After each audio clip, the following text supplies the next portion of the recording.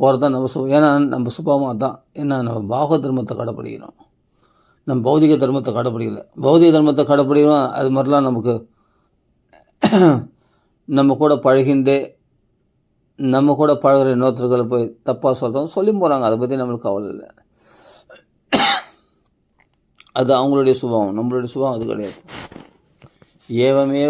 ஏவமேவ கலு மகதபிச்சார அதிக்கிரம காத்சேன ஆத்மேன பலதி அப்படின்னு சொல்கிறார். காத்சேன ஆத்மேன பலதி. அப்போது பாகவதர்களுக்கு அபச்சாரம் பண்ணால் அதனுடைய பலனை அவர்கள் அனுபவிப்பார்கள். அதனால் இப்போ பரத யோகேஸ்வரர் என்ன பண்ணார், அவங்கள போய் என்னை எப்படி வெட்டலாம் அப்படின்னு சொல்லிட்டு உடனே கத்தி வாங்கி அவர் வெட்டினார். அவர் ஒன்றும் பண்ணல. காளிதேவி என்ன பண்ணணுமோ அதை பண்ணிட்டான். அது மாதிரி பாகவதலுக்கு நம்ம பாட்டு பாகவத பாராயணம் பண்ணுறது மட்டும் நம்ம வேலை. அந்த பாகவதலுக்கு பக்தர்களுக்கு அபச்சாரம் பண்ணால் அதனுடைய பலனை அவர் பகவான் பார்த்துக்க போகிறான். நம்மளுக்கு அதுக்கு சம்மந்தமே கிடையாது. நம்ம அதை நினச்சி கூட பார்க்கக்கூடாது. ஆனால் பகவான் தெரிவிக்கிறான், இது மாதிரி உன் கூட இருக்கிறவங்களே முதுகில் குத்துறாங்கன்னு தெரிவிக்கிறான். அது மாதிரி எதுக்கு சொல்ல வரேன்னா, நம்ம நல்லது நினைக்கிறோம், பரிதாபப்பட்டோம் எல்லாருக்கும், கஷ்டப்படுற பக்தர்களை பார்த்தா அது மாதிரிலாம் நம்ம போயின்னு இருக்கோம். புரியுதுங்களா? அதனால் யாரையும் கெடுத்துட முடியாது பகவானுடைய அனுமதி இல்லாமல். பக்தர்களுக்கு பகவான் நல்லது மட்டுமே செய்வான். ஹரிசந்தே கரிஷ்யதி. பக்தர்களை பகவான் பாதுகாக்கிற மாதிரி வேறு யார் பாதுகாப்பான் சொல்லு பார்க்கலாம். அதனால் மற்றவங்க அது உலகத்தில் 1000 என்ன நடந்தாலும் பக்தரில் பாதிக்கவே பாதிக்காது. அவர்கள் பாட்டுக்கு ஆனந்தமாக பாகவதம் படிச்சுட்டு கிருஷ்ணலீலைகளில் அப்படியே ஆனந்தமாக தெளிச்சுன்னு இருப்பாங்க. அவர்களுக்கு அதுக்கும் இந்த உலக விவகாரங்களுக்கும் அவங்களுக்கும் சம்மந்தமே கிடையாது. இப்போ ஆனால் பகவான் தெரிவிப்பான், ஜாகிரதையாக பார்த்து பழகு, யார் எப்படின்னு தெரிஞ்சுக்க அப்படின்னு. நான் அதெல்லாம் கண்டுக்க மாட்டேன். எனக்கு நல்லா பேசுகிறேன், நல்லா பேசுவேன், அதுக்காக பேசாமலாம் இருக்க மாட்டேன். அவர்களுக்கும் கருணை காட்டணும். நம்மளை முதுகில் குத்துறவங்களுக்கும் கருணை காட்டி தான் ஆகணும். இருக்கட்டும், பரவாயில்ல. அவர்களும் ஒரு நாள் தெரிஞ்சிட மாட்டாங்களா? பகவான் தெரிஞ்சிடும் விடு அப்படின்னு சொல்லிட்டு நம்ம அவர்களிடத்துலேயும் பாகவதம் தான் பேசுவோம். ஏன்னா பாகவதர்களுக்கு அதனால் பாதிக்கப்பட்டால் தானே. தேகேன ஜாதசி ஹிமே நசந்தி. பாகவத பாராயணம் பண்ணவங்களுக்கு தெரியும். காமக்ரோத ஜெயார்த்தம் ஹி தர்மம் அயவீரிதா. காமக்ரோதத்தை ஜெயித்து கூட வேற ஒரு தர்மத்தை கடைபிடிக்க வந்தில்லை. பாகவத பாராயணமே போதும், சுலபமாக அந்த ஆசைகளும் ஜெயிச்சிடலாம். கோபங்களும் இந்த கோபதாபங்கள்லாம் பொறிச்சல் இதெல்லாம் எது வரைக்கும்னா பாகவத்தை தொடர வரைக்கும் தான். கம்பந்தே பாபானின்னு சொல்கிறாரு.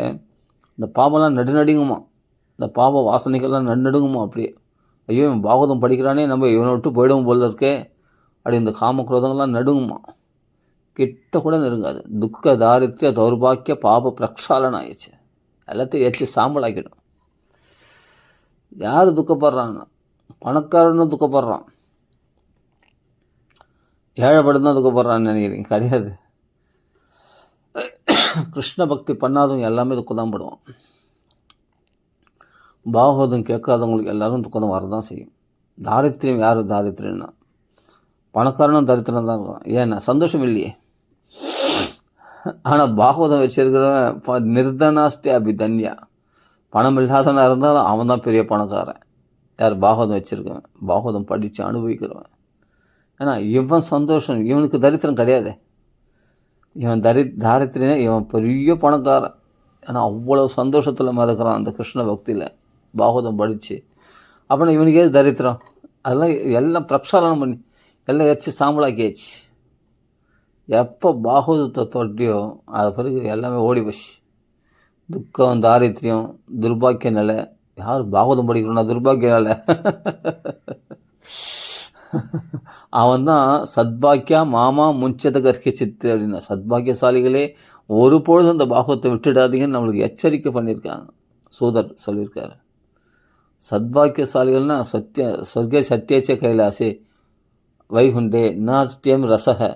சொர்க்கத்துலேயோ இல்லை கைலாசத்துலேயோ சத்தியலோகத்துலேயோ வைகுண்டத்துலேயோ கூட இந்த ரசம் கிடையாதான், பாகவத ரசம் கிடையாதான். இந்த பூமியில் பாரத பூமியில் பிறந்தவர்களுக்கு தான் இந்த பாகவதத்தை பருகக்கூடிய பாக்கியமாக. அதான் சத்பாக்கியாக அப்படின்ற நம்மளாம் சொல்கிறார். பாகவதம் கேட்குறவங்கள சத்பாக்கியாக மாமா முஞ்சத்தை கற்கிச்சித்து ஒரு பொழுதும் விட்டு விடாதீர்கள், விட்டுவிடால் நீங்கள் தான் சத்பாக்கியசாலிகள். இதெல்லாம் வைகுண்டத்துக்கு நீங்கள் மோட்சத்துக்குன்னே போனால் கூட வைகுண்டத்தில் இந்த பாகவத ரசம் கிடைக்காது. சதா பஷ்யந்தி, எப்பொழுதும் பகவானை தரிசனம் பண்ணி நமஸ்காரம் பண்ணிடலாம், அவ்வளோதான். இந்த பாகவதம் பூமியில் தான் சத்பாக்கியசாலிகள் தான் இந்த பாகவதத்தை அப்படியே கிருஷ்ணலீலைகள்லாம் பருகலாம், ராமனுடைய குணங்கள்லாம் அனுபவிக்கலாம். பிரகலாதருடைய சரித்திரம், வாமநாதர் சரித்திரம், இதெல்லாம் இங்கே தான் அனுபவிக்கலாம். அதெல்லாம் மற்ற லோகங்களில் கிடையவே கிடையாதான். அப்போ யார் அப்போ அவங்களாம் நல்லதான். அதுக்கு ஆப்போசிட்டாக சொன்னால் துர்பாக்கியசாலிகள். சொர்க்கலோகத்தில் இருக்கிறவங்களே, சத்தியலோகத்தில் இருக்கிறவங்களே சத்பாக்கியசாலின்னா நம்மளை பார்த்து தான் அவங்களாம் போகிறாங்க.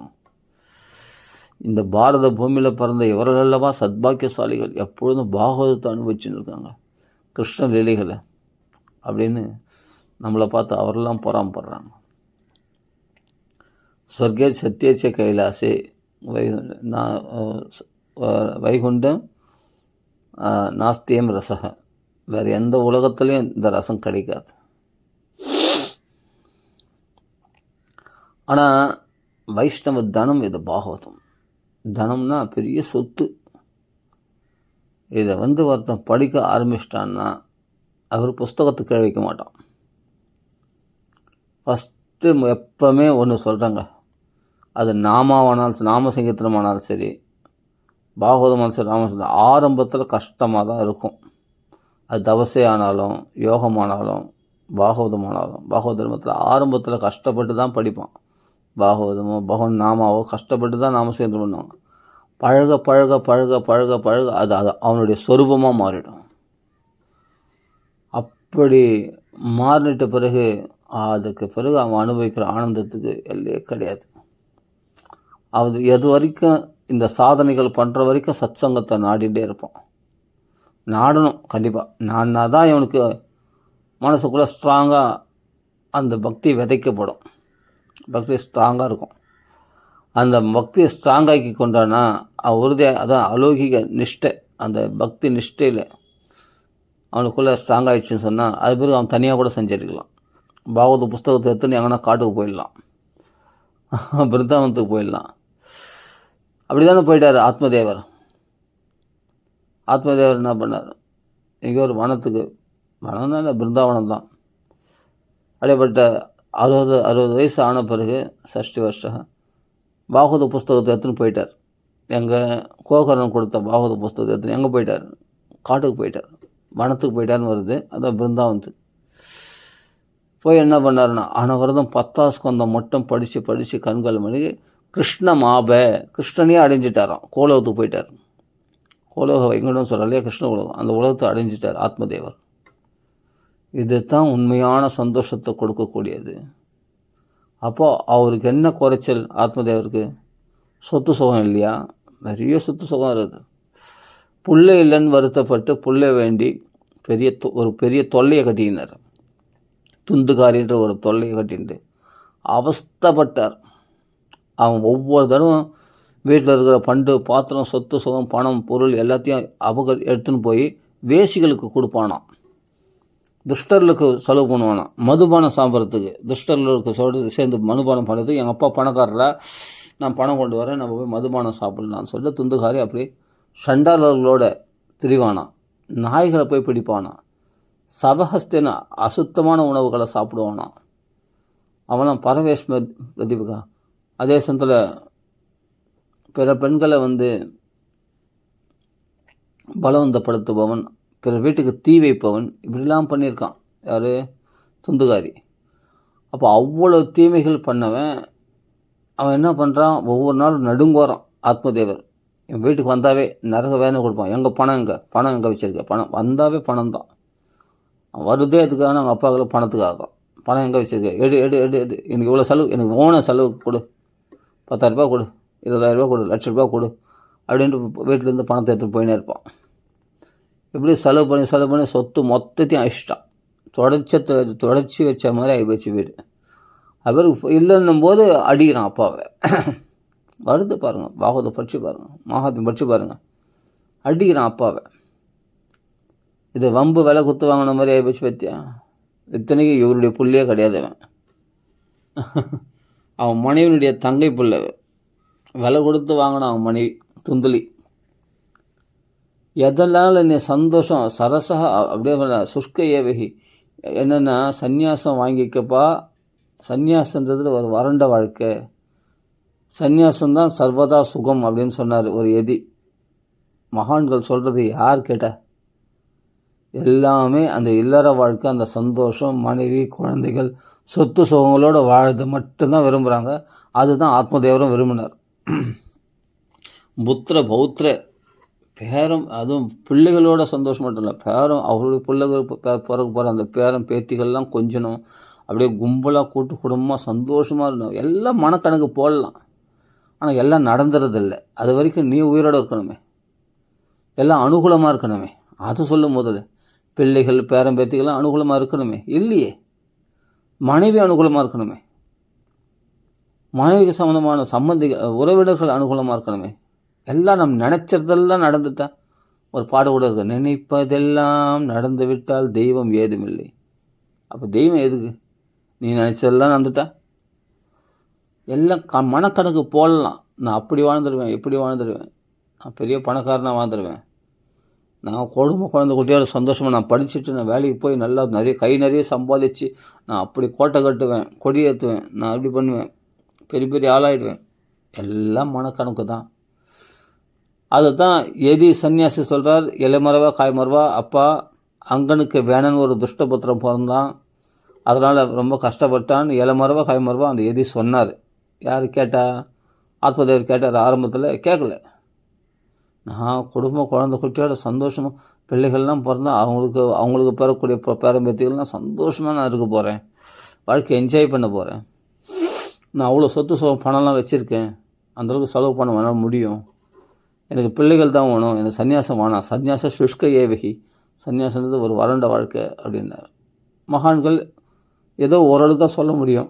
இவருடைய ஆக்கிரகம், அவங்க பிடிவாதம் பண்ணி நான் அப்படி எனக்கு அனுகிரகம் பண்ணலைன்னா உங்கள் முன்னாடியே நான் உயிரை விட்டுடுவேன் அப்படின்னு பிளாக்மெயில் பண்ணுறாரு. யார்? ஆத்மதேவர் அந்த சன்னியாசி இடத்துல. மகான்கள் என்ன பண்ணுவாங்க?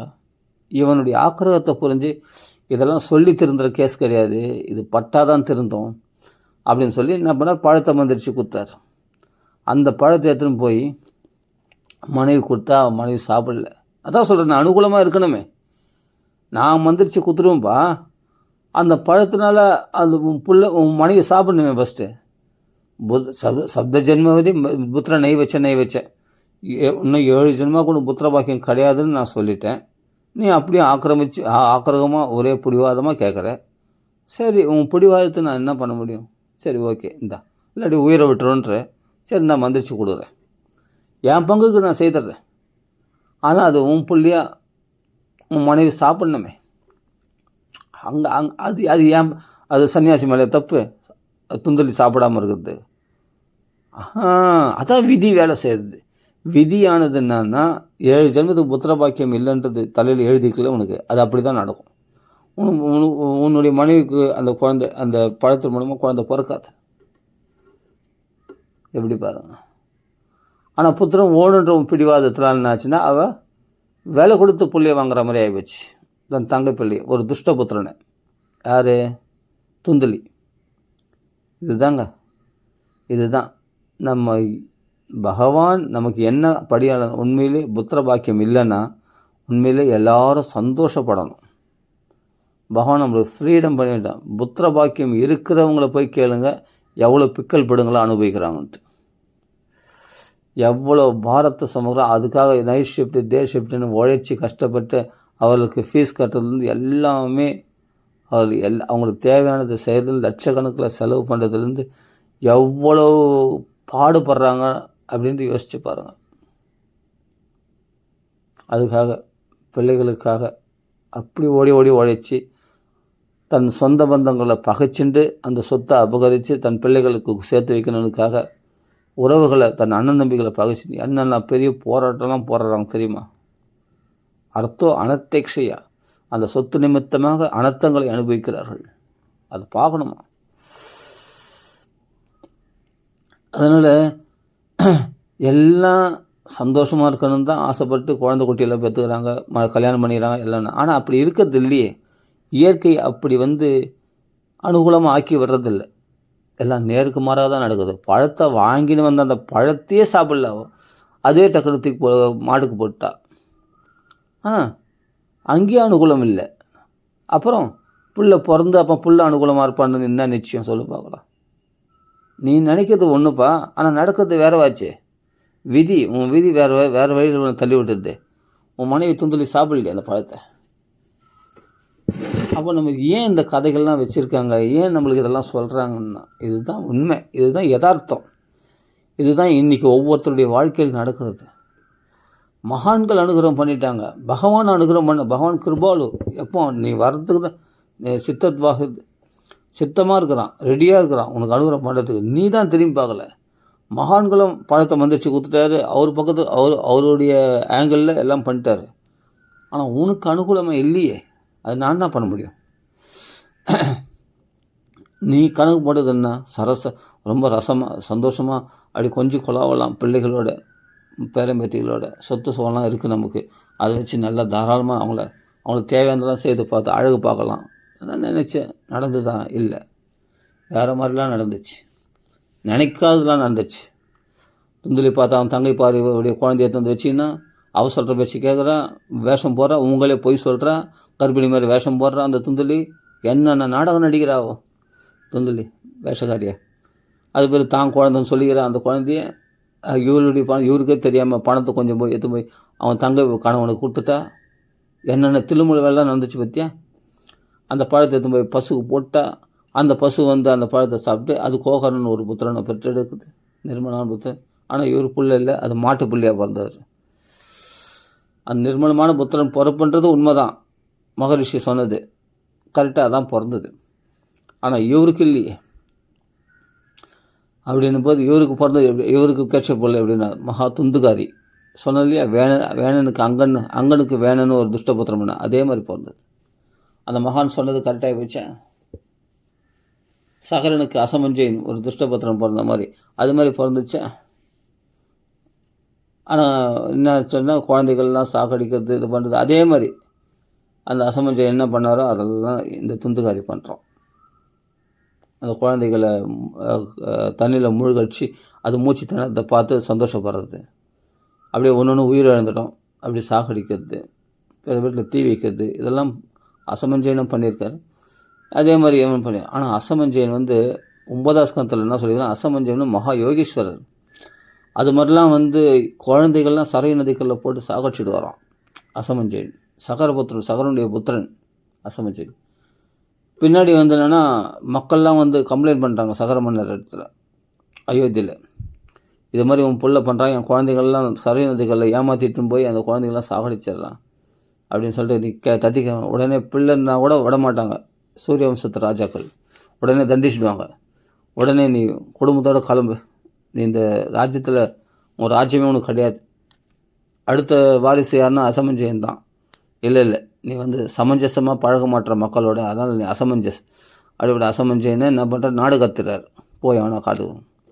ஆனால் உன் புள்ள அம்சமான் மட்டும் என் கூட விடணும்னு சொல்லிட்டு அம்சமான மட்டும் வச்சுட்டு அசகர மன்னன் புள்ளைய துரத்தி விடும்போது அப்போ அசமஞ்சயன் இதை தான் எதிர்பார்த்தார். வானபிரஸ்தாசிரம தர்மத்தை கடைப்பிடிக்க தான் எதிர்பார்த்தார். மனைவியோடு வானபிரஸ்துக்கு போயிட்டார். ஏன்னா அவருக்கு மோட்ச தர்மத்தில் தான் ஆசை, ராஜ்யத்தை ஆளுன்ற ஆசை இல்லை அசமஞ்சயனுக்கு.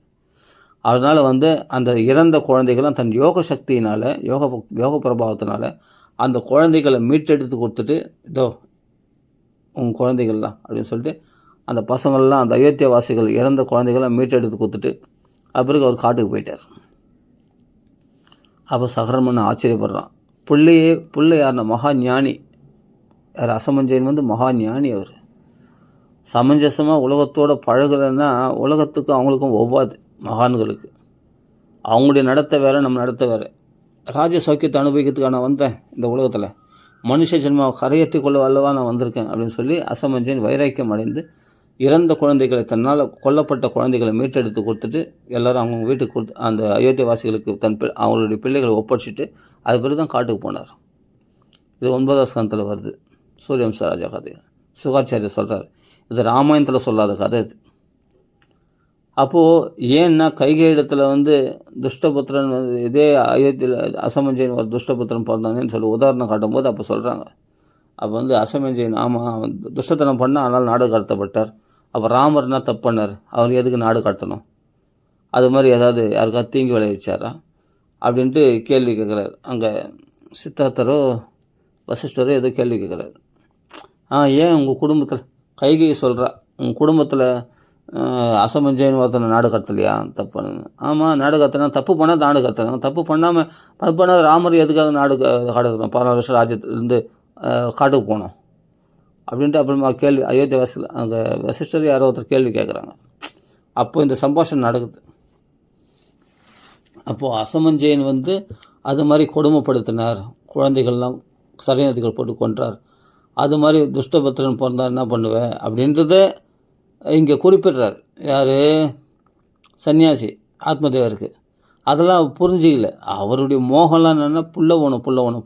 அதான் புத்திர பாக்கியம், புத்தன்ற ஒரு மோகத்தில் இருந்ததுனால அதனால் வந்து பிடிவாதம் பண்ணி அந்த குழந்தைகளை பெற்றுக்கொள்வது தான் ஆசையை மும்முரமாக இருந்ததுனால அவர் சன்னியாசம் வந்து வறண்ட வாழ்க்கைன்னு சொல்லிட்டு அந்த எதி சொன்னதை ஏற்றுக்கல, அந்த சன்னியாசி சொன்னதை ஏற்றுக்கல. கட்சியில் பிள்ளையினாலே உதப்படும் போது தான் புரிஞ்சிக்கினார் அவர்.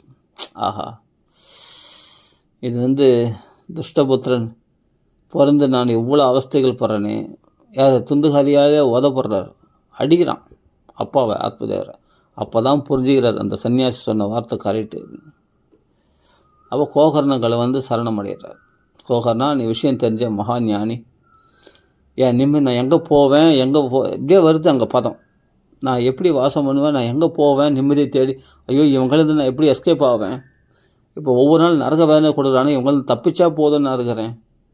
ஏதாவது எனக்கு இந்த புத்திரன் நிமித்தமாக நான் எரிக்கப்படுகிறேன் ஒவ்வொரு நாளும், ஏதாவது வழிகாட்டுப்பா அப்படின்ட்டு கேட்குறாரு. அப்போ சொல்கிறார், ந சந்திரஸ்ய சுகம் கிஞ்சித்து ந சக்கரவர்த்தினஹ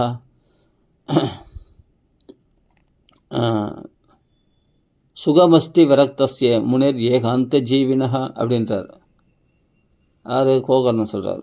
இந்திரனுக்கும் சௌக்கியம் இல்லை, சக்கரவர்த்திகளுக்கும் சௌக்கியம் இல்லை, உலகாண்ட சக்கரவர்த்தி சௌக்கியம் இல்லை, 33 கோடி தேவர்கள் அதிபதியார்கள் இந்திரனுக்கும் சௌக்கியம் இல்லை. சுகம் யாருக்குன்னா அந்த புத்திரன் மனைவி குழந்தைகள் இந்த ஆசைகளை விட்டவனுக்கு தான் சௌக்கியம்.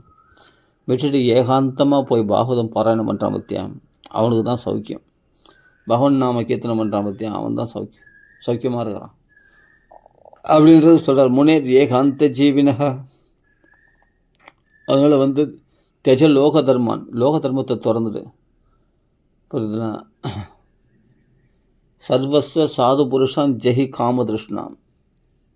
சாதுக்களை போய் சேவி. இந்த உலகாசைகளை வெட்டி எறியக்கூடியது அந்த சத்சங்கம்தான். அந்த காமத்து மேலே உள்ள ஆசையை வெட்டி எறி அப்படின்லாம் சொல்லி, அப்போ அவன் துந்துகாரியை வந்து நீ எதிரின்னு நினைக்காத, அவனுடைய தோஷத்தையும் சொல்லாத, வேறு மற்ற கோகர் நல்லவன் அப்படின்னு அவங்களுக்கு புகழ வேண்டாம், யாரையும் புகழ வேண்டாம், யாரையும் எகழ வேண்டாம். ஏன்னா அருமையான பாகவத கதைகளை இழந்திருக்கிற இந்த சமயத்தில் உலக பிரகாரமான விஷயங்களை பேசி பாகவதத்தை கோட்டை விட்டுறோம் பற்றியா, கிருஷ்ணனை கோட்டை விட்டுறோம். ஏன்னா சேவா கதா ரசம் அஹோ பிபதாதரேன்னு ரசமாக இருக்கும்போது கிருஷ்ண கதை, இந்த ரசத்தில் முழுகத்தை விட்டுட்டு மற்றவங்களுடைய தோஷத்தை பற்றி பேசி, இல்லாட்டி அவனோட நல்லதை பற்றி பேசி என்ன ஆக போகுது? ஒன்றும் பிரயோஜனம் இல்லை, கால விரயம்தான். ஆனால் கிருஷ்ண கதைகளை பேசினா சேமார்த்தம், க்ஷணார்த்தம் சேமார்த்தம். ஒவ்வொரு க்ஷணமும் நீங்கள் சேமமாக பொழுதுபோக்குறீங்கன்னு அர்த்தம், ஒவ்வொரு க்ஷணமும் பிரயோஜனப்படுத்துகிறீங்கன்னு அர்த்தம். அப்படின்னு தான் சொல்லி கொடுக்குறாரு கோகர்ணன். அப்போ தான் சரி, நான் கிருஷ்ணனை எப்படி வழிபடுறது? இந்த பாகவதம் பிடிச்சிக்கோ, இந்த பாகவத்தில் கிருஷ்ணலீகள் நிறைஞ்சிருக்குது, இதை படித்து ஆனந்தப்படு, இது உனக்கு எல்லா சேமத்தையும் கொடுக்கும் அப்படின்ட்டு காட்டி கொடுக்குறாரு வழி. யார்? அந்த எதி சொன்ன போல் கேட்டிருந்தால் அப்பயே சௌக்கியமாக இருந்திருப்பார். எவ்வளோ துன்பங்களை சந்தோஷமாக இருக்கிறேன்னு சொல்லிட்டு தான் புள்ள பாக்கியம் வாங்கினது, ஒரு புள்ளிக்கு 2 புள்ளியாக கிடைச்சி, ஆனால் நிம்மதி இல்லாமல் சொத்து சுகங்களை கண்ணுக்கு முன்னாடியே சொத்துக்களை அபகரிச்சும் போகிறான். துந்துகாரி தட்டி கேட்க முடியாமல் பலவீனமாக இருக்கிறார். அவன் அப்படி தட்டி கேட்டால் அப்பாவை அடிக்கிறான் துந்துகாரி. மகா துஷ்டத்தனம் பண்ணுறான். ஆனால் துஷ்டத்தனம் பண்ணவனை கூட தன்னுடைய கண்ட்ரோலில் வைக்க முடியல. அப்படிப்பட்ட சக்தியற்றவராக இருக்கார் ஆத்மதேவர். பிள்ளைய கண்டிப்பாக ஆளுக்கு மேலே தோளுக்கு மேலே வளர்ந்துட்டான் துந்துகாரி. என்ன பண்ண முடியும்? மனைவியும் அனுகூலம் இல்லை. துந்துலி அவளுடைய பேரை வச்சே துந்துகாரின்னு பேர் வச்சுட்டான். அவன் பேரே சரியில்லையே, அமங்கலமாக இருக்கு. தூன்னு வரதுனால துஷ்டனாக தான் பிறப்பான். இப்போ துரியோதன துச்சாதன மாதிரி இந்த தூன்றது வர பாருங்கள், அதை பார்த்தா அந்த பேர்களை வச்சு துஷ்டபுத்திரலாகவே பெற்றெடுத்துட்டான். மகாதுஷ்டனாக இருக்கான். எதுக்காக சொல்ல வரேன்னா, நம்ம நினச்சதெல்லாம் நடந்துடாது. மகான்கள் என்ன சொல்கிறாங்களோ நம்ம நினச்சி தான் நடக்க மாட்டதில்ல, நம்மளுக்கு அனுகூலமாக எல்லாம் அமையல இல்லை. அப்போ மகான்கள் வார்த்தையாவது கேட்கலாமே, பாகவதத்தில் இருக்கிற விஷயமாவது நம்ம கடைப்பிடிக்கலாமே. அதுலேயும் புத்தி வரமாட்டேங்குது. இதுதான் எனக்கு வருத்தமே. இதெல்லாம் ஏதோ சும்மா கதை, அதே இந்த காதில் வாங்கி அந்த காதில் வர்ற மாதிரி கதைகளை கேட்குறாங்க, அதை உள்ளே வாங்குறதில்ல. பாகவதம் கையில் கிடைச்சிது, நெஞ்சில் கிடைக்க மாட்டுது. நெஞ்சில் கிடைக்கிறதுன்றது அது உள்ளே வாங்கணும் இந்த கதைகளை. ஏன் இந்த கதைகள்லாம் நம்மளுக்கு சொன்னாங்க? இப்போ ஒன்றும் இல்லை, இதெல்லாம் படித்து உள்ளுக்கு வாங்கினவங்க பிரம்மானந்த பரிப்புலதகா. இது மாதிரி கதைகளை படித்து பிரம்மானந்தத்தில் மூழ்கிறாங்களாம். யார்? சாண்டில்யர் போன்ற மகரிஷிகள்லாம் இந்த துந்துகாரி சத்தியத்தை படிச்சுட்டு பிரம்மானந்த பரிப்புலதகா. ஏன்னா இதில் அவ்வளோ ஆழ்ந்த கருத்துக்கள் உடையதாக இருக்குது. நம்ம வாழ்க்கையை வெளிச்சம் போட்டு காட்டக்கூடியதாக இருக்குது. ஒரு மனுஷன் நினைக்கிறது வேற, நடக்கிறது வேறு மாதிரி இருக்குது. தெய்வம் மேன் ப்ரப்போசஸ் காட் டிஸ்போசஸ் சொல்கிற மாதிரி எல்லாமே வேறு மாதிரி இருக்குது. நம்ம நினச்சதெல்லாம் நடந்துறது கிடையாது. நாம் போட்ட கணக்கெல்லாம் நிறைவேற்றது கிடையாது. இயற்கை வேறு விதமாக மாற்றிடுது. உன் கர்ம வினை வேறு விதமாக மாற்றிடும். உன் தலையில் என்ன எழுதிக்கிதோ அதான் நடக்கும். நீ நான் இப்படி மாற்றிடுறேன் அப்படி மாற்றிடுறேன், அதை நடக்கவே நடக்காது. அப்போ என்ன வழினா, மகான்கள் சொன்ன பேச்சு கேளு, உனக்கு சுகத்துக்கு வழி காட்டுவாங்க. சுகத்துக்கு வழி தான் சந்நியாசா சர்வதே சுகம்னு சொன்னார். ஆனால் ஆத்மதேவர் கேட்கல. சந்நியாச சுஷ்க ஏவகின்னு, சந்நியாசம் ஒரு வறண்ட வாழ்க்கை. நீ பிச்சை அடிக்குமோ அப்படின்னு அதுக்காக இல்லை சந்நியாசம். பாகவத ஏகாந்தலாபம் வச்சசோனு பும்சாம் சுஸ்லோகம் அவளில் குணவாதமாகும். அந்த குணங்களை அள்ளி பருகத்துக்காக தான் ஏகாந்தமே. ஏகாந்தனோ எஸ்யன கஞ்சனார்த்தம் வாஞ்சந்தி ஏவை பகவத் பிரபன்னாக தமக்ஷரம் பிரம்ம அத்தியாத்மிகம் தச்சரிதம் ஆனந்த சமுத்திரமக்னகா. பகவானுடைய சரித்திரங்களை படித்து ஆனந்த சமுத்திரத்தில் முழுகிறதுக்காக தான் ஏகாந்தினம் எஸ்யன கஞ்சனார்த்தம் வாஞ்சந்தி ஏவை பகவத் பிரபன்னாக. பகவானை பூர்ணமாக சரணமடைந்த ஏகாந்த பக்தர்கள்லாம் அதுக்கு தான் சன்னியாசம் வாங்கிக்கிறாங்களாம். தெரியுமா? நைஷ்கர்மியம் அப்போ அச்சுத பாவ வர்ஜிதம். அந்த சந்நியாசம் பகவத் பக்தி இல்லைன்னா சோபிக்காது. என்ன சோபதே ஞானமலம் நிரஞ்சனம். நீ என்னதான் ஞானியாக இருந்தால் கூட பகவத் பக்தி இல்லைன்னா சோபிக்காது. சந்நியாசமே ஆனாலும். அப்போ சந்நியாசத்தின் நோக்கமே எதுக்கான கிருஷ்ண பக்தி ஏகாந்தமாக பண்ணுறதுக்காக தான், அரட்டடிக்கிறது கிடையாது. குத புனசஸ்வத அபத்திரமேஸ்வரி நச்சார்பிதன் அகாரணம். பகவானுக்கு அர்ப்பணம் பண்ணாத கர்மாவனால் உனக்கு என்ன லாபம் கிடைக்கும்? மேலும் மேலும் பந்தத்தை தான் உண்டாக்கும். அதனால் கிருஷ்ண பக்தி பண்ணுறதுன்றது பாக்கியம் இருந்தால் தான் பண்ண முடியும். கிருதிபிகி சுஸ்ரூஷிபி தக்ஷணாத். கிருதிபிகினா யாரோ சில பாக்கியவான்களுக்கு தான் இந்த பாகவதம் கேட்கணுன்ற ஆசையே உண்டாகுமா. பாகவதத்தில் நமக்கு எல்லாமே சொல்லியிருக்காங்க, நமக்கு சொல்லாத விஷயமே கிடையாது. ஆனால் நாம் தான் அதை கெட்டியாக பிடிச்சிக்க மாட்டோம். ராம ராம ராம ராம ராம ராம ராம ராம நாம சொல்லிட்டு அனவர்தம் ராம ராம ராம ராம ராம ராம ராம ராம சொல்லியிருக்கா இல்லையா பாகவதத்தில்? நாமத்தை பிடிச்சிக்கோ. ஆபன்ன சம்ஸ்கிருதம் கோராம் என் நாம விவசகிரணன் தத சத்திய விமுச்சியதை எத்பிபேதி ஸ்வயம் பயம். அந்த பகவன் நாமா சொல்ல சொல்ல சொல்ல உன்னுடைய பயங்கள்லாம் உன்னை விட்டு போகிறத பார்க்கலாம். நீ எதெல்லாம் நினச்சி பயந்து நிந்தியோ, எதிர்காலத்தை குறித்து, பணத்தை குறித்து, உறவுகளை குறித்து எதெல்லாம் பயந்துருந்தியோ, அந்த பயங்கள்லாம் உன்னை விட்டு போகிறத நீ கண் கூட பார்க்கலாம். பிபேதி ஸ்வயம் பயம். உன்னை பயமுறுத்துனதெல்லாம் உன்னை பார்த்து பயப்படுற மாதிரி பண்ணிவிடும் இந்த நாமா. பகவன் நாமத்தை நிறைய சொல்லு. பாகவதம் மகான்கள் வாக்கில் பாகவதம் கேளு. அப்போ தான் நமக்கு எல்லாமே புரிய ஆரம்பிக்கும். நினச்சது ஒன்று நடந்தது ஒன்று அப்படின்ற மாதிரி.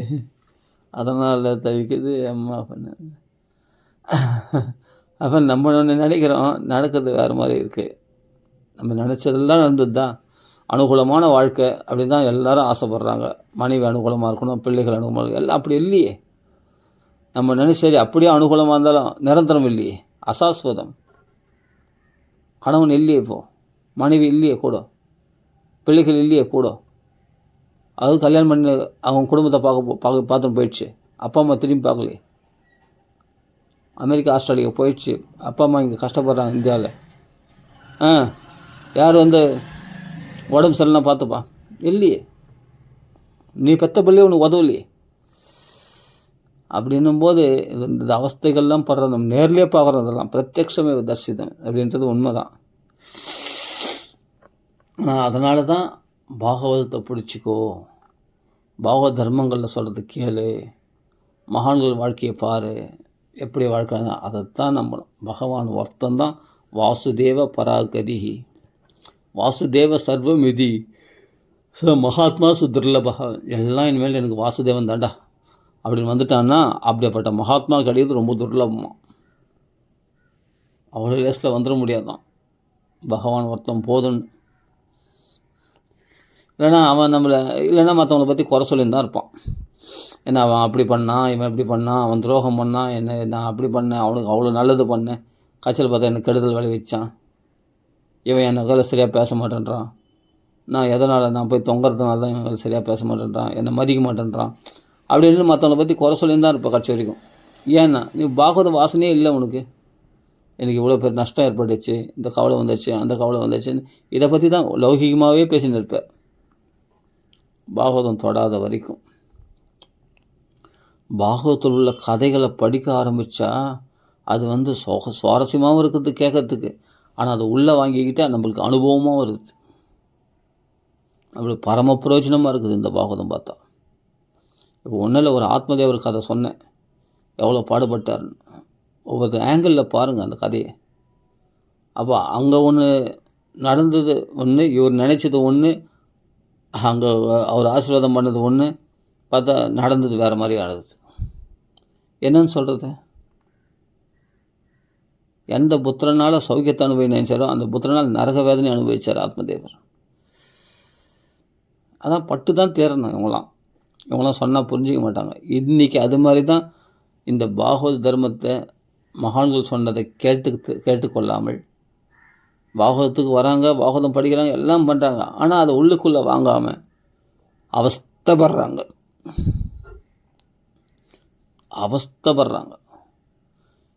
பகவானிடத்தில் முழு அர்ப்பணமும் கிடையாது, பகவானை முழுசாக நம்ப போகிறதும் கிடையாது. ஆனால் பேருக்கு நானும் பக்தி பண்ணுறேன், எங்கள் வீட்டுக்காரனும் கச்சேரிக்கு போனன்ற கதையா, நானும் பக்தி பண்ணுறேன், நானும் கோயிலுக்கு போகிறேன், நான் உற்சவங்கள்லாம் கலந்துக்கிறேன், எல்லாம் பண்ணுறேன்.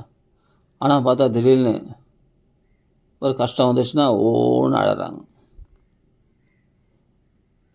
ஏன்? பாகவத தர்மத்தை சரியாக கடைப்பிடிக்கலை. அப்போ பாகவத தர்மத்தில் வந்தும் கூட துன்பத்தில் ஆனால் பாகவதம் உள்ளுக்கு போகலன்னு அர்த்தம். மருந்து உள்ளே போய் வேலை செய்யலைன்னு அர்த்தம். அந்த மருந்து ஃபஸ்ட்டு நீ சாப்பிடலன்னு அர்த்தம். அப்போ 1000 லெக்சர்ஸ் கேட்டு 1000 உபன்யாசங்களுக்கு கேட்டு என்ன பிரயோஜனம்னா உனக்கு உதவலையே, அனுபவத்துக்கு வரலையே, அது பிரயோஜனம் இல்லை. அப்போது ஒரு வார்த்தை ஒரு கதை கேட்டால் கூட அந்த கதையில் மனசு லயிச்சு போச்சுன்னா அது உள்ளுக்கு வாங்கி நம்ம வாழ்க்கையில் அதை அனுபவத்துக்கு அதை நடைமுறைக்கு கொண்டு வரும்போது தான் நீ பாகவதத்தை உண்மையாக படிச்சிருக்கிற. அப்படி தான் சாண்டில்ய மகரிஷி படிச்சிருக்கார். அதனால் பிரம்மானந்த பரிப்புள்ளதாக இந்த பாகவதத்தில் ஏற்பட்ட ஒரு அந்த விஷயங்களை அனுபவம் பூர்வமாக உணர்ந்ததுனால்தான் அந்த பிரம்மாண்டத்தில் மூழ்கினாராம். அவ்வளோ ஆனந்தமாக நமக்கு எப்படிப்பட்ட பாடங்களை சொல்லிக் கொடுக்கக்கூடிய பாடங்களை சொல்லிக் கொடுக்குது இந்த பாகவதம். எவ்வளோ அருமையான விஷயங்களை சொல்லிக் கொடுக்குது. யாரை நம்புகிற நீ? இந்த உலகத்தையா நம்புகிற? இனிமேல் உனக்கு சந்ததிகள் உண்டாகும் போதே அந்த சந்ததிகள் கூட நம்பாத. ஏன்னா எல்லாம் கலியினுடைய தோஷத்தினால் பாதிக்கப்பட்டவர்கள் எல்லாமே. கோரே கலோபுராயு ஜீவஸ்ச அசுரதாம் கதகா. அசுர சுபாவம் உடையவர்களாக தான் இருப்பாங்க இந்த கலியுகத்தில் பிறந்தவர்கள் எல்லாருமே அப்படின்னு சொல்கிறார். இது கோரமான களி நடக்குது இப்போது. எல்லாருன்னா சில மகாத்மாக்கள் இருக்காங்க, அவங்க பாதிக்கப்பட மாட்டாங்க அந்த களியினால். பாகவதம் படிக்கிறவங்க நிச்சயமாக பாதிக்கப்பட மாட்டாங்க. ஆனால் பாகவதம் படிச்சுட்டு லோக விஷயத்தில் இருக்காங்கன்னா பாதிக்கப்படுறாங்கன்னு அர்த்தம். அவங்களுடைய மனசாட்சியே சொல்லும் நம்ம கலியினால் பாதிக்கப்பட்டோமா இல்லையா. அப்படியே நம்ம சொல்கிற நம்ம வாசனைகள், நம்ம ஆசைகள் இவ்வளோ வச்சே நம்ம தீர்மானிச்சிடலாம், நம்மளே கண்டுபிடிச்சிடலாம். நம்ம கலிதோஷனால் பாதிக்கப்பட்டிருக்கோம், பாகவத்தில் இன்ட்ரெஸ்டே வர மாட்டேது, லோக விஷயத்தில் தான் என் மனசு பிரவர்த்திக்குது. இப்போ அரசியல் சண்டையில் போய் என் மனசு பார்க்குது, யூடியூப்பில் அரசியல் சண்டை பார்க்கணும், அதை பார்க்கணும், சினிமா பார்க்கணும், இது பண்ணணும் அப்படின்லாம் மனசு தோந்துன்னா கலியினால் பாதிக்கப்பட்டிருக்குன்னு அர்த்தம். எப்போ ஐயோ அதெல்லாம் தூக்கி போடு, எனக்கு பாகவதம் தான் முக்கியம், பகவான் தான் முக்கியம், கிருஷ்ணன் தான் முக்கியம், ராமன் தான் பகவான் நாம முக்கியம், பாகவதம் படிக்கணும், அந்த கிருஷ்ண கதையில் அப்படின்னு நினைக்கினா இப்போ தான் களி உன்னை விட்டு விலகிட்டான்னு அர்த்தம். இப்போ தான் பாகவதம் உள்ளே வந்திருக்குன்னு அர்த்தம். நம்மளே நம்ம டெஸ்ட் பண்ணிக்கலாம், நாம் ஒரு எக்ஸ்பெரிமெண்ட் பண்ணி பார்த்துடலாம். நம்ம நல்லா தெரியும் நம்ம கலியினால் பாதிக்கப்பட்டோமா, உலக வாசனை இருக்கா இல்லை பாகவத வாசனை இருக்கா நம்மளுக்கே தெரியும். அப்போ நம்ம கலியினால் பாதிக்கப்பட்டுருமா இல்லையான்றது நல்லா நம்மளே கண்டுபிடிச்சிடலாம். நம்ம மனசாட்சி கேட்டால் நம்மளுக்கு சொல்லிடும். எப்போ பாகவதம் நீ அடிச்சிக்கிறியோ அந்த மெயினாக என்னென்னா பாகவதம் கடைப்பிடிக்கிறவங்க இந்த உலக பிரகாரமாக பேசுகிறவங்களோட தொடர்பு கொள்ளவே கூடாது. ஏன்னா இது கெட்டுடும், உன்னுடைய பாகவத இன்ட்ரெஸ்ட்டை கெட்டுடும். நல்லா பாகவதத்தில் ரொம்ப சுவையாக படிச்சுன்னு இருப்பேன், திடீர்னு ஒரு லௌகிகவாதி எடுத்து போய் நீ பாகவதனுடைய ரசத்தை சொல்லணும்னு நினைப்பேன். அவர்களுக்கு அந்த ரசம் தானே புரியாது. நீ உன் அனுபவத்தை சொல்கிற, பாகவதத்தில் இப்படிப்பட்ட சௌக்கியமாக இப்படிப்பட்ட கதைகள் சொல்லிக்குது, இப்படிப்பட்ட அனுபவமாக இருக்குது, கிருஷ்ண அனுபவம் எப்படி அனுபவிச்சிருக்கான் பார்த்தியா, இது படிக்கும்போதே எனக்கு கண்ணில் கண்ணீர் இருந்துச்சு அப்படின்னு நீ சொல்லிப்பேன். ஆனால் அவர்கள் அந்த அனுபவத்தில் இல்லையே, அவர்கள் மனசில் வேற ஒரு குறை இருக்குது, அந்த குறையை வந்து நமக்கு திணிப்பாங்க. போச்சா? அப்போ தவறான இடத்துல நம்ம அனுபவத்தை சொல்கிறதும் தப்பு. நம்மளுடைய பக்தி ஃபுல்லாக அப்படியே எரேஸ் ஆகிடும், ரப்பர் போட்டு அடித்த மாதிரி ஆகிடும். உனக்கு கொஞ்சம் நெஞ்ச பக்தி இருந்ததும் போயிடும். அதனால தான் துஷ்டர் இடத்துல நம்ம அனுபவங்களை சொல்லிக்கூடாது. பாகவத தர்ம அனுபவங்களை, பக்தி அனுபவங்களை சொல்லிவிட்டால் நம்ம பக்தி கெட்டுப்படும். ஏதோ கொஞ்சம் முளை விட்டது இந்த பக்தி, கிருஷ்ண பக்தி நல்லா இருந்தது, பாகவதம் படித்து இன்ட்ரெஸ்டாக இருந்தது, சுத்தமாக அந்த இன்ட்ரெஸ்டே போயிடுச்சுன்னா நீ ஏன்னா சகவாசம் தப்பு. லோக வாசனைகள் உள்ளவர்களோட பழகி அவர்கிட்ட போய் உன் அனுபவத்தை ஷேர் பண்ணது தப்பு. உன் ஓட்டவாயை வளரிட்ட உன் அனுபவத்தை, அதனால தான் உன் பக்தி போயிடுச்சு. நேற்று பாகவதம் படிக்கணும்னு இன்ட்ரெஸ்ட்டாக இருந்தது, இன்றைக்கி பார்த்தா பாகவதம் தொடோட விட மாட்டேங்குது, அதில் இன்ட்ரெஸ்டே வர மாட்டேது. என்ன காரணம்னா நீ ஏன் துஷ்ட சங்கத்தில் போய் சேர்ந்த, அவ்வளோதான், மனசு கலங்கமாயிடும். அதனால தான் ஜாக்கிரதையாக இருக்கணும். பாகவதம் படிக்கிறவங்க அப்பாப்பா இவங்க போனால் நெருப்பாக சொல்கிறாங்க, வார்த்தைகளால் சொல்கிறாங்க, சில பேர் மனசால் சொல்கிறாங்க. அவர் முறைக்கிறதுலே பார்த்தா நம்ம அப்பா இவங்களோட பழக முடியாதாப்பா, இவங்க ஜாக்கிரதையாக பழகணும். ரோஜாவில் முள் படாமல் ரோஜா பறிக்கிறது ரொம்ப ஜாக்கிரதையாக, அப்புறம் உலகத்தில் பழகிறது ரொம்ப ஜாக்கிரதையாக பழகணும். அவங்களுக்குள்ள நல்லதை மட்டும் எடுத்துக்கணும், கெட்டதெல்லாம் தள்ளினோன்னா ரொம்ப ஜாக்கிரதையாக இருக்கணும். சேலையில் முள் படாமல் அந்த சேலையை எடுக்கிறதுன்றது ரொம்ப கஷ்டம். அது மாதிரி இந்த உலோகவாதிகளோட பக்தர்கள் பாகவதர்கள் பழகிறது ரொம்ப கஷ்டம், சிரமப்படுவாங்க. ஏன்னா நம்ம நிலை வேறும், நம்ம அனுபவம் வேறும், அவருடைய அனுபவம் அவருடைய நிலைகள் வேறும், ரெண்டும் ஒவ்வாது. அப்படி சிரமப்பட்டு பழகணுமா அப்படின்னு சொல்லிட்டு அதனால் பழகாமே விட்டுடுறாங்க. இந்த இவங்களுக்கும் நம்மளுக்கும் ஸ்நான பிராப்தி கூட கிடையாது. ஏதோ அவங்களாம் வந்து பேசினாங்கன்னா நல்லபடியாக பேசி அனுப்பிச்சிட்டு அவ்வளோதான். நீயா போய் ஒட்டிக்கினா உன் பக்தி இழந்துடுவேன். அப்படின்னா ஜாக்கிரதையாக பார்த்துன்னு நாங்களாம் பழகம் தருது, என்ன பண்ணுறது. சரி, ஆனால் அதுக்காக தனிமையாக நீ இருக்கிற, பாகவதம் படிக்கிறியே, நீ ஏன் தனியாக இருக்கிற, பகவான் கிருஷ்ணனோடு இருக்கிற, நீ பீஷ்மரோடு இருக்கிற, குந்தியோடு இருக்கிற, பிரகலாதனோடு இருக்கிற, பிரகலாத ஸ்தாளதாரி, தரளகதி தயா காம்சிதாரி, உத்தவ காம்சிதாரி, வீணாதாரி, சுரரிஷிகி வீணாதாரி, மிருதங்கம் இந்திரன் வந்துட்டான், தேவரிஷி நாரதர் வந்துட்டார், அர்ஜுனன் வந்து ராககத்தா அர்ஜுனம் ராகாலாமனம் பண்ணுறதுக்கு வந்துட்டான். இதுபோல் இவங்க கூட ரூபேன்னு கண்ணுக்கு தெரியாத ரூபத்தில் வருவாங்களாம், உத்தவர் போன்றவங்களாம் வந்து அங்கே பாகவதம் படிக்கிறதுல வந்து தங்கிடுவாங்களாம், பிரகலாதர் நாரதர் எல்லாமே. அப்போது இந்திரனும் பக்தன் தான், மிருதங்கம் வாசிக்கிறான். பாவ பக்தா யார் சுகாச்சாரி வந்துடுறாங்க, சனகாதி முனிவர்கள் வந்துடுறாங்க, அவரெல்லாம் கதை சொல்கிறாங்க அப்படியே ரசமாக. அப்போ அவர்கள்லாம் அந்த மேலாளில் வந்து எல்லாரும் இருப்பாங்க. அங்கே பகவான் பிரத்யட்சமாயிடும். அப்படிப்பட்ட சாநித்தியம் நிறைஞ்ச இடம் வேணால் பாகவத பாராயணத்துக்கு மட்டும் முக்கியத்துவம் கொடுக்குற இடத்துல இவர்கள்லாம், இந்த மகான்கள்லாம் கூட ரூபத்தில், கண்ணுக்கு தெரியாத ரூபத்தில் வந்து அங்கே வந்து அவர்கள் என்ஜாய் பண்ணுவாங்களாம் இந்த பாகவத கதை சொல்கிற இடத்துல, தெரியுமா? அப்போ நம்மளாம் இல்லைன்னு நம்ம கண்ணுக்கு தெரியலையே தவிர, பிரகலாதன் நம்ம கூட இருக்கார். நம்ம பாகவதம் சொல்லும்போது பலி சக்கரவர்த்தி இருக்கிறாரு, இந்திரன் சந்திரன் எல்லாமே தேவரெலாம் இருக்கிறாங்க, தேவரிஷி நாரதர் இருக்கிறார், அர்ஜுனன் இருக்கிறான். பாகவதர்களோடு தான் நம்ம பாகவதம் படிக்கும் போதெல்லாம் பாகவதர்கள் நம்மளத்தில் வந்துடுறாங்களாம், வந்து நம்மளோட சேர்ந்து என்ஜாய் பண்ணுறாங்களாம், தெரியுமா? அவரெல்லாம் பக்கவாத்தியங்களாம் எடுத்துன்னு வந்துடுறாங்களாம். இத்தனைக்கும் இந்த பாகவத்தை நீ படித்தா அப்படியே பாடலாக பாடும்போது அப்படி அனுபவிக்கிறாங்களாம். அப்போது கூடரூபேன்னு பதம் இருக்குது பாகவத மகாத்மியர். கூடரூபேன்னா கண்ணுக்கு தெரியாது, மறைந்து தன்னை மறைத்து கொண்டு வருகிறார்கள் அப்படின்னு அர்த்தம். வெளிப்புறமாக தன்னை காண்பிச்சுக்க மறைஞ்சு வருகிறார்கள், வந்து என்ஜாய் பண்ணுறாங்க அந்த பாகவதம் மேலால். அதனால் நம்மளுக்கு யாரும் இல்லைன்னு நம்ம சொல்ல வேண்டிய அவசியமே இல்லை. பாகவதம் படிக்கிறவனுக்கு பக்தர்களோடு அவன் வாசம் பண்ணுறான்னு அர்த்தம்.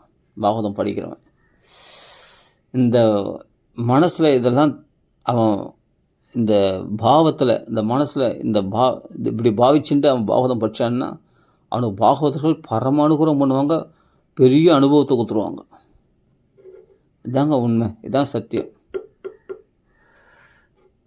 அந்த இடத்துல அப்படியேப்பட்ட பக்தி சுதௌதவ்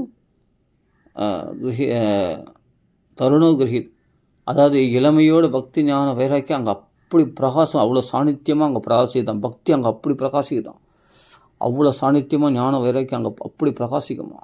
அவர்கள் துள்ளி குதிச்சுட்டு இளமையோடு அப்படி கிருஷ்ண பக்தியில் ஸ்ரீகிருஷ்ணா கோவிந்தா ஹரே முராரே நாதேதி நாமானி முகுர் வதந்தி அப்படின்னு கதம் பிரவிஷ்டா கதமாக தெய்யும். எப்படி வந்தாய் வந்து பக்தி நானவே. அதான் சொல்கிறேன், பவத்பி கலி பிரணஷ்டாபி பவத்மி, உங்களால் நான் புஷ்டி அடைந்த சனகாரி முனிவர்களே, நீங்கள் சொன்ன பாகவத்தினால கலினால் நஷ்டமாக இருந்தேன் எனக்கு. அதனால் அப்போ தான் அந்த பக்தி தேவி பார்த்து சொல்கிறார்,